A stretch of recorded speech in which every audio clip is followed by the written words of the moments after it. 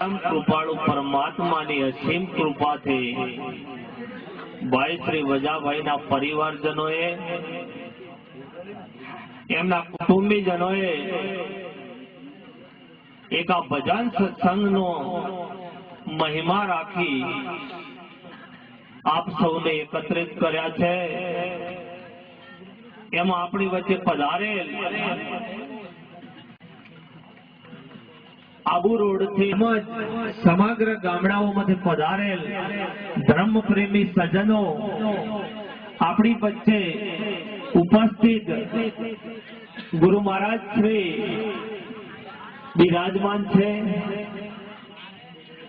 ત્યારે કહેવાનું મન થાય, હે સરસ્વતી માં સુર દીજીએ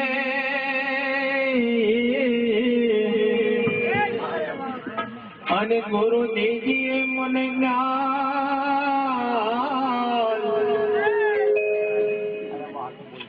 હે જી ગુરુ વિન જ્ઞાન હરામ હૈ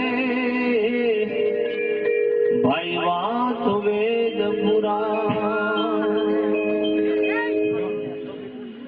तो सरस्वती माखन सिमरो गणपति लागू पाय.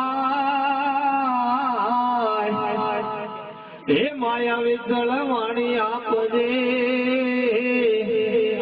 मारी जीवननी जसगा.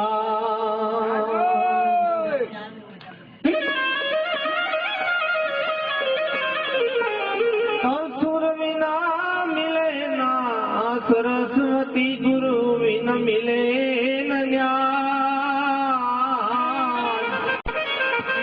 हे जी गुरु विन ज्ञान हराम है माई वाचो वेद पुराण.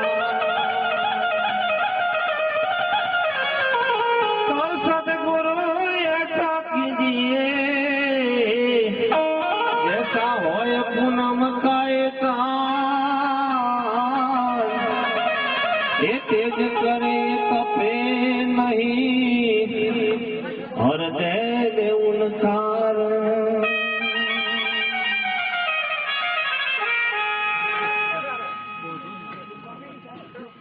मेवाड़नी धरती में मीराबाई जेवी सतीए जेने अवतार लीधो एमनी 12 वर्षनी उमरे मीराबाई भजन कीर्तन में जाए અને એમની બાને કીધું કે બા, મારે તો સંતોના સંગમાં રહેવું છે, મારે ભક્તોના સંગમાં બેસવું છે. હે માં, મને તો આશીર્વાદ આપો જેથી કરીને આ મેવાડની ધરતીને મારે પાવન કરવી છે. અને એ માના શબ્દો હતા.